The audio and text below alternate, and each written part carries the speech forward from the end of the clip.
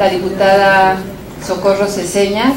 Ella es secretaria de la Comisión de Presupuesto y miembro de la Comisión de Trabajo de la Cámara de Diputados. Y también está con nosotros el licenciado Lauro Jonathan Sol. Él es abogado, miembro de la NAD, y nos acompañan para esta reforma esta última mesa que se llama la reforma laboral, los sindicatos, el salario, qué hacer. Hemos podido, también le agradecemos su presencia a la compañera Lucero Márquez de la Asociación de Mujeres que se encuentra aquí con nosotros en la mesa, y decía que hemos constatado que este tipo de espacios con los especialistas y con gente que nos permita conocer qué es lo que está ocurriendo en el país con todas estas reformas estructurales que se vienen dando pues ya desde hace 30 años, pero en particular el acelere con el que se aprobaron un conjunto de reformas a la Constitución en finales de 2013. Entonces vamos a conocer ahora las opiniones y puntos de vista sobre la reforma laboral, los salarios y los sindicatos, y seguramente a partir de las intervenciones y exposiciones de las compañeras y compañeros que están en la mesa vamos a poder tener más elementos de qué es lo que está ocurriendo en el terreno laboral en este país.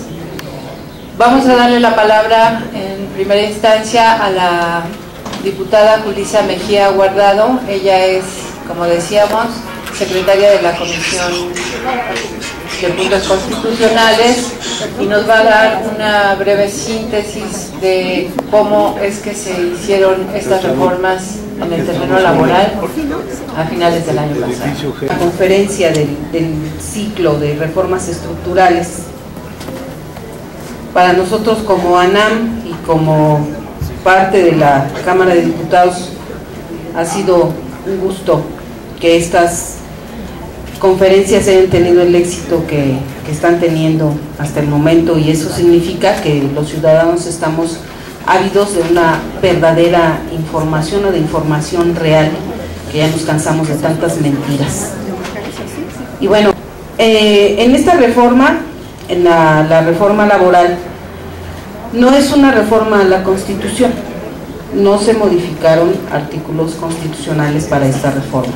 Esta es una de las reformas preferentes que dejó Felipe Calderón en contubernio, ya platicaditas y ya bien diseñaditas con Peña Nieto. Fueron dos las reformas que dejó Felipe Calderón. Una fue esta, la reforma laboral, y la otra fue la reforma educativa. En esta reforma laboral pues se hicieron modificaciones a muchísimos artículos de la ley del trabajo. Nuestra ley del trabajo tiene más de 1000 artículos, para quien la conozca, tiene 1000 y tantos artículos. De los 1000 y tantos artículos que tiene la ley, fueron modificados o reformados en sus diferentes fracciones 221 artículos de la ley federal del trabajo, reformados. Fueron adicionados 88 artículos y fueron derogados en sus diferentes fracciones 23 de los artículos de la Ley Federal del Trabajo. Fue un trabajo definitivamente ya muy diseñado, muy elaborado por Felipe Calderón, y que nos queda muy claro que es el contubernio entre el PRI y el PAN el que está logrando este tipo de cosas. Yo les quiero mencionar que los diputados del PRD, varios diputados del PRD, cuando se iba a aprobar estas reformas, decidimos tomar la tribuna, decidimos pelear hasta lo que más pudimos. La diputada Ceseñas, una de ellas, como protagonista fundamental en este tema, y varios diputados del PRD manifestamos nuestra oposición a que se dieran estas reformas. Como les mencionaba, tomamos la tribuna. al final de cuentas, pues el resultado ustedes lo conocen, ¿no? Nos acusaron de vándalos, de vándalas, porque las que fundamentalmente tomamos la tribuna éramos mujeres, hemos sido mujeres. Nos acusaron de vándalas, de nacas, de corrientes, de vulgares, de no sé qué tanto nos dijeron las diputadas y los diputados del PRI y del PAN. Nos estuvieron insultando cuando nosotros tomamos la tribuna. Y bueno, de todos modos a nosotros no nos importó y seguimos con esta tarea. Y tan es así que a un año, más de un año de que se dieran estas reformas, esta reforma se aprobó en la Cámara el día 27 de septiembre del 2012. O sea, las iniciativas preferentes tienen una característica, que como son preferentes y únicamente el presidente puede mandar iniciativas de este tipo, se tienen que discutir un mes en la Cámara, aprobarlas o desecharlas, en la Cámara de Diputados, y otro mes tienen de plazo para la Cámara de Senadores aprobarlas o rechazarlas. O sea, así, de voladita tienen que salir. Bueno, ya ni nos sorprende porque la reforma energética salió en 20 horas. Pues este era el tema, por eso era preferente, para que se discutiera. Como ven ustedes, nosotros éramos novatas, acabamos de tomar posesión del cargo y ya teníamos que discutir estas dos importantísimas reformas, tanto la laboral como la educativa. Bueno, fue aprobada el 27 de septiembre del 2012 y fue publicada en el Diario Oficial de la Federación el 29 de noviembre del 2012.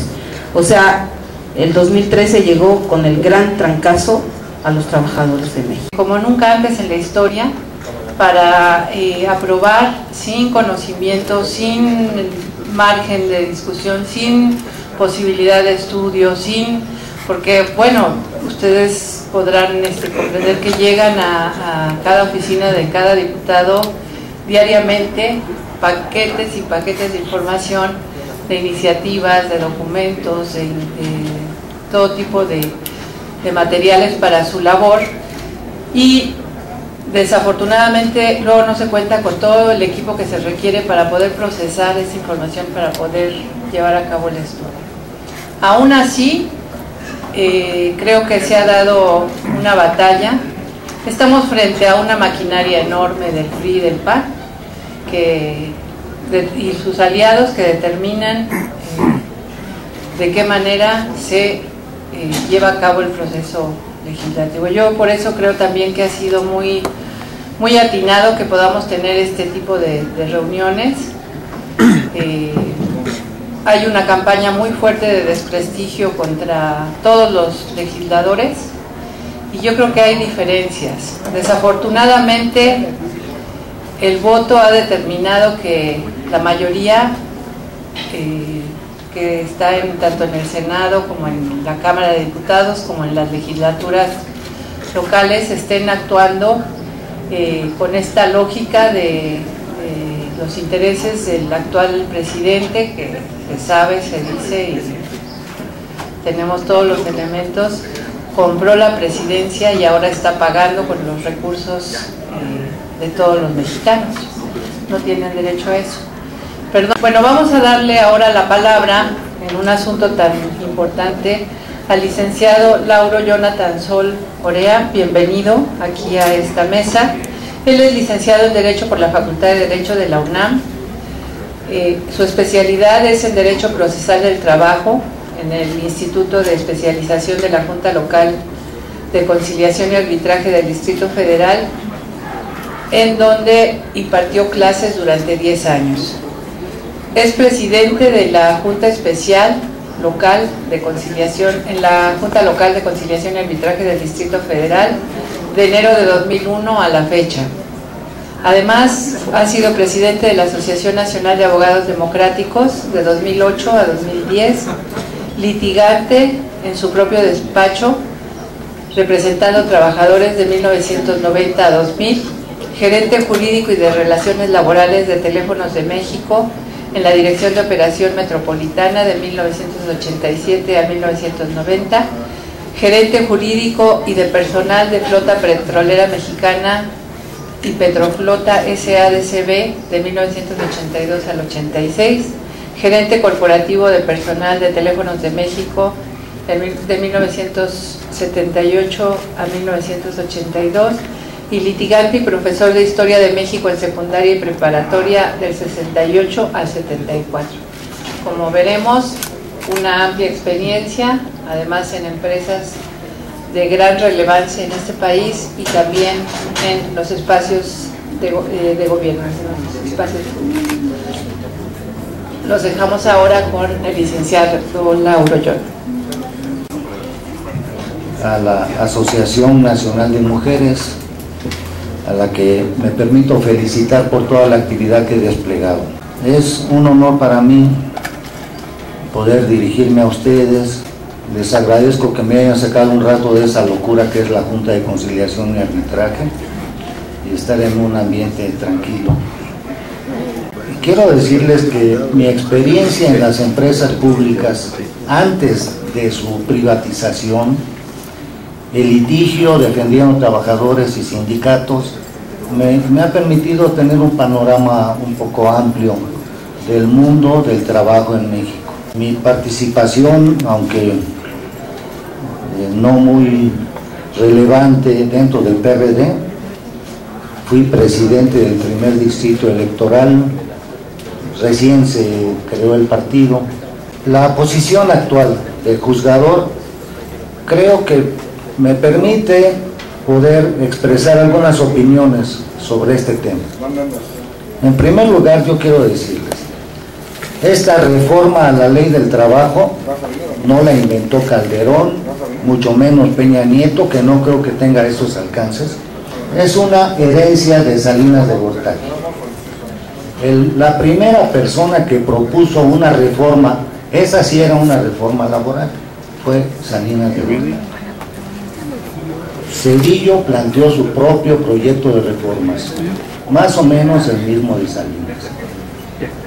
Y después vino Calderón, Fox pues pasó como de noche, hizo algunas propuestas, pero andaba más bien en ese ánimo de cambiar el vino de consagrar por la Coca-Cola y ese tipo de folclores, ¿no?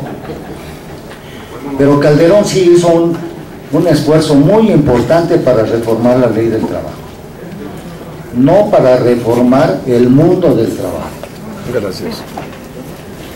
Desde luego hubo mucha oposición dentro de los mismos pilares del PRI. La reforma que proponía Salinas y que después retomó Calderón golpeaba gravemente a los sindicatos charros, corporativos, poderosos, que todavía tienen un gran poder en México. Eso los frenó. La reforma que se aprobó no es una reforma laboral, de ninguna manera. Es una reforma a determinados artículos de la ley del trabajo. No modifica el mundo del trabajo. Lo que era antes de la reforma y lo que es antes es lo mismo. No hay un cambio en el esquema del mundo del trabajo, de las relaciones de producción en México. Ninguna persona puede decir que percibe un cambio. Ahí residió la inteligencia de esta reforma. En primer lugar, poner esa trampa de las iniciativas preferentes. Es decir, esto no se discute, mayoriteamos y punto. Así aprobaron esta reforma. Mayoriteando sin permitir ni siquiera que el pueblo se enterara que se iba a reformar. Hasta ahorita no estamos muy seguros que esa es reforma. Eso digo como especialista en la materia. ¿Ustedes creen que los trabajadores saben que se reformó de la ley? No lo saben, pero lo sienten, lo están sintiendo en sus condiciones de trabajo, en sus percepciones, en el desempleo, en la dilación de la justicia laboral. Ahí están sintiendo la reforma. Esta reforma, perdón por el lapsus, no es una reforma laboral. Reformaron determinados artículos. A muchos les quitaron una coma, les agregaron unas palabritas, los actualizaron con la jurisprudencia. que estábamos de por sí aplicando. Lo único que hicieron con esta reforma fue, si queremos resumir, afectar el principio fundamental del derecho del trabajo, dañarlo, minarlo, golpear esa base de todos los demás derechos del trabajo, que se llama el derecho a la estabilidad en el empleo. Ese es un principio constitucional que solamente en México existe, el derecho a la estabilidad en el empleo. Ustedes saben, el artículo 123 es uno de los productos más claros, de los productos más directos de la revolución. No lo inventaron los abogados, ese artículo lo plasmaron obreros, luchadores sociales, que llegaron de diputados constituyentes, y entonces ellos cambiaron todo el esquema de las constituciones que había existido durante siglos. Rompieron el esquema de esas constituciones que eran garantías individuales y parte orgánica del Estado. ¿Cuáles son las garantías del pueblo y cómo se organiza el gobierno? Y ellos metieron un capítulo nuevo, el derecho social, en la Constitución. Esto fue en México, después fue en Rusia, más o menos un año después. Aquí fue primero. Pues ese producto de la lucha armada y de más de 1 millón de muertos, ese es el 123. Por eso lo debemos defender. En ese artículo se estableció que los trabajadores tienen derecho a permanecer en su empleo mientras dure la fuente de trabajo. No los pueden despedir. Solamente en México existe el derecho a una estabilidad absoluta, que pasa por encima del derecho privado. Si nosotros en la Junta, les pongo este ejemplo, ordenamos reinstalar a un trabajador en su empleo, el dueño de la empresa no puede oponerse, decir, es mi empresa y no lo quiero, me cae gordo, no puede, lo reinstala a fuerza, y si no lo reinstala, lo mandamos a arrestar cuantas veces sea necesario. Por eso México es especial, por eso nuestro 123 fue copiado en muchos países, temporalmente, después lo echaron para atrás. Ese principio a la estabilidad en el empleo, digamos a la propiedad de una planta, así hablábamos antes, tengo planta, aquí mismo hay trabajadores de planta, y ningún diputado los puede correr, ni el coordinador de administración, no los puede correr, se van a ir los diputados y ellos van a seguir, porque tienen planta, a eso nos referimos. Donde yo trabajo, yo soy muy juzgador, pero me voy a ir, y los de planta se van a quitar, porque tienen esa garantía constitucional. Esa garantía es la que tronaron los diputados. Eso es lo que le dieron en la torre, para hablar claro. A eso iban, a golpear el derecho a la permanencia en el empleo. Y con eso, como un castillo de naipes, derriban todo nuestro sistema jurídico laboral, todas las garantías que nos costaron 1 millón de muertos y que nos costaron luchas durísimas de sindicatos muy dignos, con abogados muy dignos. Ustedes no deben saber, abogados muertos, líderes muertos, encarcelados, todo eso le dieron en la torre, pegándole al principio de la estabilidad. ¿Por qué? El trabajador que no tiene un trabajo de planta no puede entrar a un sindicato, se acabó el derecho colectivo. El que no tiene planta, que es eventual, que está de outsourcing, etcétera, no tiene derecho a la seguridad social, en la vida real. A una vivienda, nunca. Derecho a jubilación, nunca. Los derechos de antigüedad, de preferencia, se acabaron. O sea, fueron muy inteligentes. Nos deslizaron una reforma criminal en contra del pueblo, en contra de los trabajadores. Los efectos ya los estamos viendo. Fueron esos 4 golpes que le pegaron. Sin tocar la Constitución, pasa algo parecido con la reforma energética. Respetan el texto de la Constitución, pero en la vida real golpean esos principios básicos de nuestra nación. Ustedes saben, deben saber, de la Constitución, ese librito, es en realidad la síntesis de toda nuestra historia. Si alguien lee la Constitución con cuidado, va a recorrer la historia de México, nuestra historia trágica, terrible. El que lea el artículo primero tiene que imaginarse a Miguel Hidalgo con esos grupos de campesinos que fueron masacrados. Para conseguir la libertad, nuestro pueblo sufrió terriblemente. Para tener un Estado laico, poner al clero político en su lugar, toda una generación nuestra, de nuestros abuelos, se sacrificó. Tuvieron que existir los hombres de la Reforma, los miles, cientos de miles de mexicanos, no solo los que se murieron en la lucha, los que se murieron de hambre, sus familias, sus hijos, los desterrados. Ahí está el artículo 24, el tercero. Costaron miles de muertos. El 123 costó millones de muertos, de desplazados, de muertos de hambre, de desterrados. La Constitución es nuestra historia. No tienen derecho un grupúsculo de diputados que están por intereses de la televisora, de las cámaras, no sé qué, a quitarnos el producto de nuestra historia y el proyecto de nación. No solo es la historia, es el proyecto de desarrollo económico que tenemos, que debemos defender. El que nos impongan, como nos están imponiendo desde Salinas, el proyecto neoliberal, es violar la Constitución. Está directamente enfrentado el capitalismo salvaje con el proyecto económico de Constitución que está vigente aún, que parte de una planificación democrática de la economía. Ahí está el artículo 25 al 28. La economía debe ser planificada, aunque suene a socialismo. Y conste que yo no soy comunista ni mucho menos. Yo soy un abogado de empresa, un profesional del derecho. Sí fui maestro de historia. La Constitución contiene un proyecto de desarrollo nacional, conquistado por el pueblo, que parte de la planificación de la economía y persigue una distribución justa de la riqueza social. No tiene otro propósito.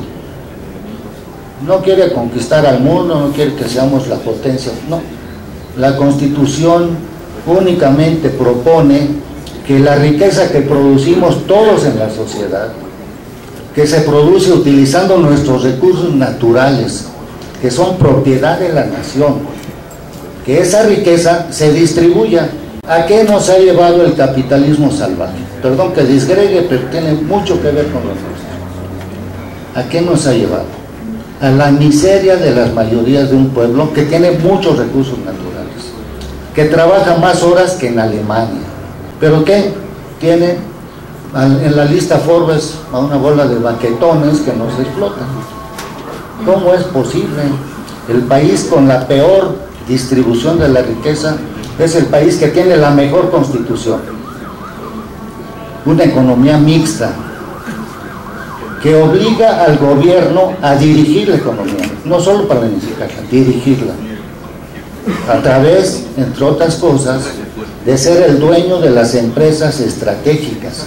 Es una obligación del gobierno. Cuando vendieron Telmex, yo era gerente personal. Pues nos opusimos, dijimos, ¿quién vende la gallina de los huevos de oro? Una empresa tan productiva, que aportaba recursos al Estado. El propio Estado la vende, entonces pues, dijimos, no estamos de acuerdo. Claro, no les importó y nos corrieron, ¿no? Bien corridos, porque no estábamos de acuerdo. Pero el Estado no solo vendió Telmex, vendió todas las empresas que le permitían incidir en el rumbo de la economía, que le permitían generar empleos, que es otra obligación del Estado. Garantizar el empleo digno para todos los mexicanos. El Estado se vuelve capitalista, neoliberal, y se olvida de sus obligaciones constitucionales, sus deberes. El gobierno es un cero a la izquierda si lo comparamos con los capitales transnacionales. Y ahí perdimos la soberanía nacional también. Ya hablar de soberanía para este gobierno quién sabe qué se les imagina. Pues la Constitución obliga al gobierno a defender la soberanía nacional, la soberanía alimenticia. Si no tienes soberanía económica, no tienes soberanía política. El artículo 123 es parte fundamental de ese proyecto de nación, es parte del proyecto económico. Por eso la garantía al empleo, y no a cualquier empleo, al empleo permanente, digno, con salarios justos, que permitan, esa es otra ficción en nuestra patria, el salario mínimo como una garantía para que un jefe de familia pueda mantener a la familia en todos los órdenes, no solo que coma, que tenga habitación, cultura, recreación. ¿Creen que el artículo está vigente, que el salario mínimo sirva de algo? Nomás sirve de referencia para que nos cobren intereses, nada más, y las multas. Entrando a las reformas a la ley laboral. La primera reforma grave, criminal, es la legalización del outsourcing. Esa palabrita que nadie sabe bien qué quiere decir, pero que cómo nos perjudica. El outsourcing no es otra cosa que el derecho a rentar a las personas, a subarrendar al trabajo humano, a tomar el trabajo como una mercancía, lo que está expresamente prohibido. Un maestro de la facultad, que fue también maestro de Quiroga, Mario de la Cueva, nos dijo: lo más indigno de un ser humano es esclavizar a otro o rentar el trabajo de otro. Eso es lo más indigno, y eso es lo que autoriza el outsourcing, que choca con otros artículos. Por ejemplo, el que dice: el trabajo no es una mercancía, es un derecho y un deber sociales, no es mercancía. El outsourcing lo hizo mercancía. Pero no se queda ahí el perder la dignidad en el trabajo. El outsourcing golpea todos los derechos laborales. Los pobres trabajadores, sin menoscabo de su dignidad, pobres por pobres y porque los tienen bien amolados, que hacen la limpieza aquí, trabajan por outsourcing aquí, y también en el Tribunal Laboral. Es un trabajo permanente e indispensable de estas instituciones, la limpieza.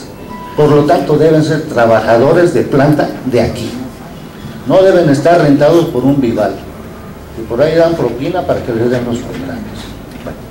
Esos trabajadores no tienen ninguna garantía de la ley, para ellos la ley es letra muerta. Y les doy un dato: solamente la empresa Manpower, que renta personal de todos los niveles, tiene más de 500,000 trabajadores que renta a otros.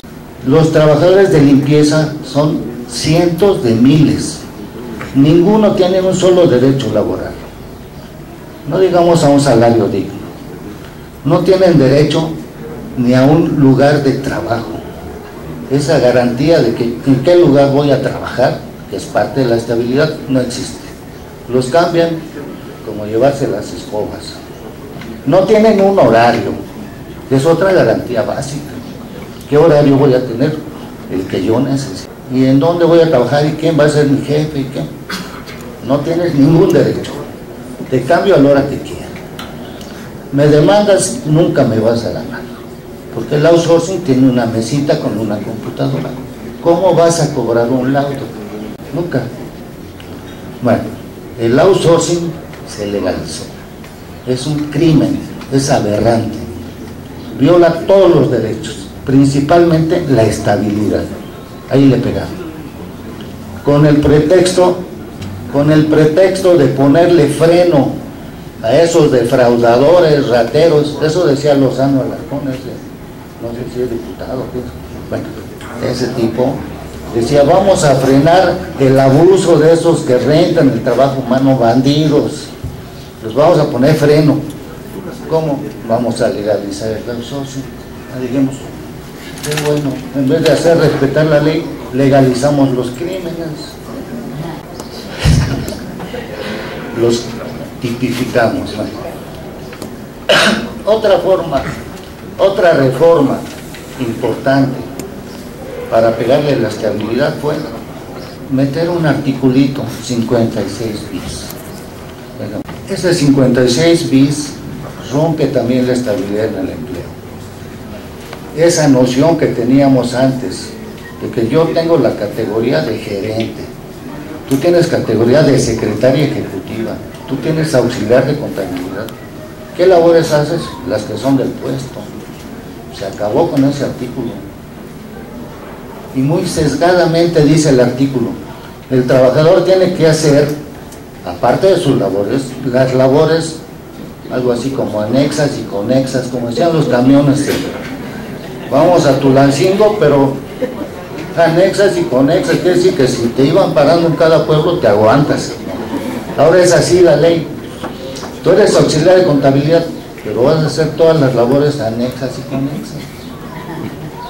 Entonces dicen, a ver, el auxiliar de contabilidad, véngase. Fíjese que no vino el cuate de la limpieza. Como pues es anexa, conexa, etcétera, ¿no? El gerente que quieren correr, ¿qué le van a decir? Oye, compañeros, sírvanos unos refrescos, ándale. Que no es malo, pero hay categorías, hay funciones, se acabó. Le pegan duro a la estabilidad con esa reformita, casi nadie la nota. Pero al que no obedezca le dicen, te despido porque no existe una orden de trabajo, maestro.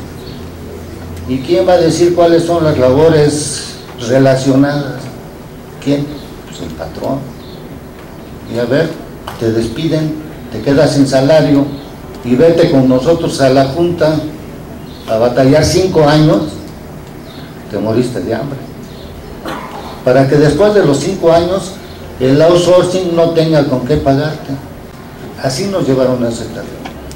Hay otra reforma muy importante, que es la facultad del patrón de distribuir las horas de trabajo.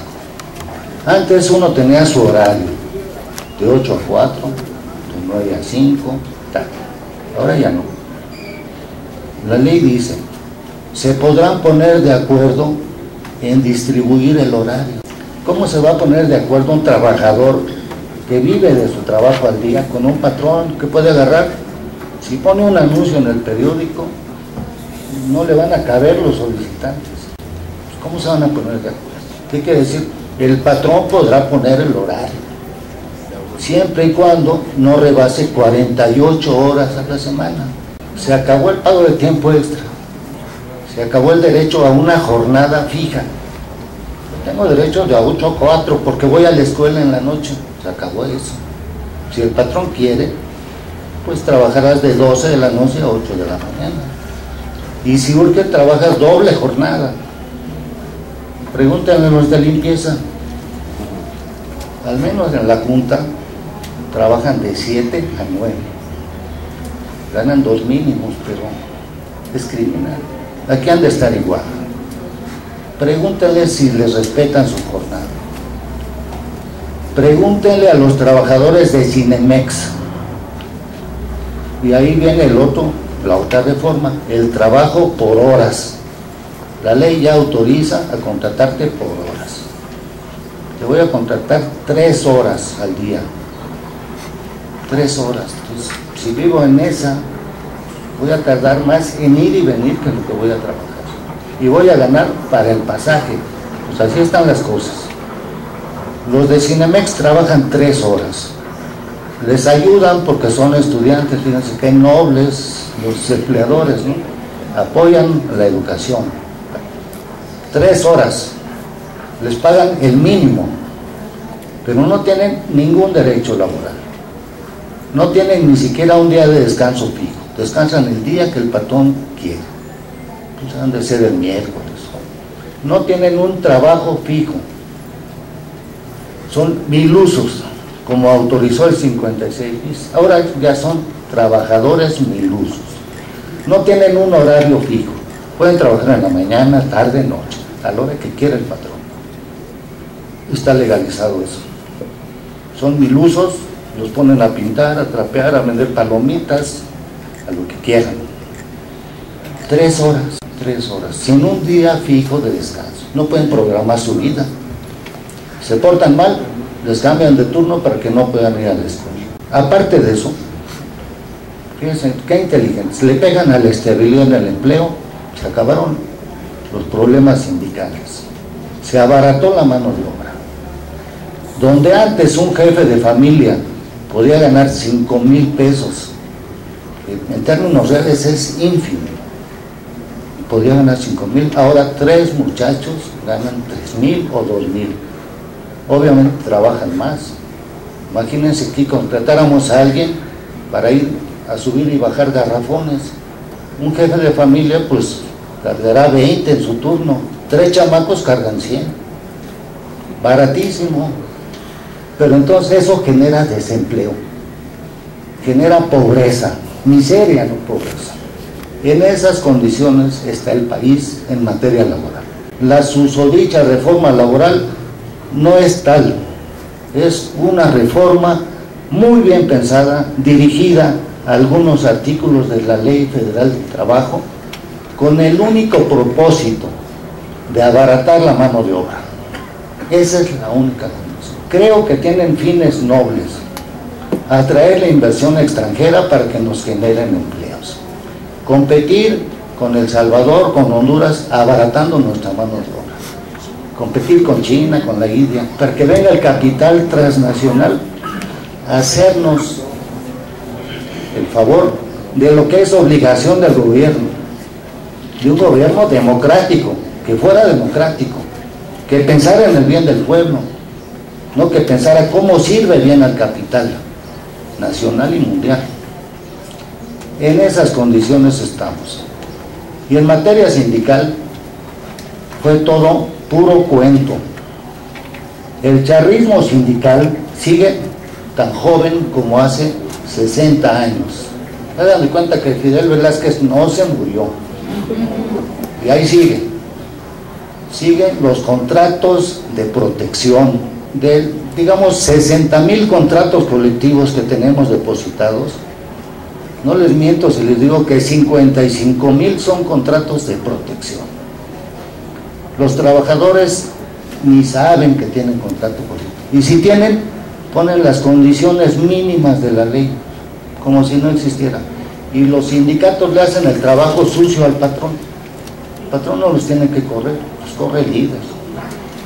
Esa es la realidad de nuestro sistema del derecho colectivo, y se los digo yo que estoy allá adentro.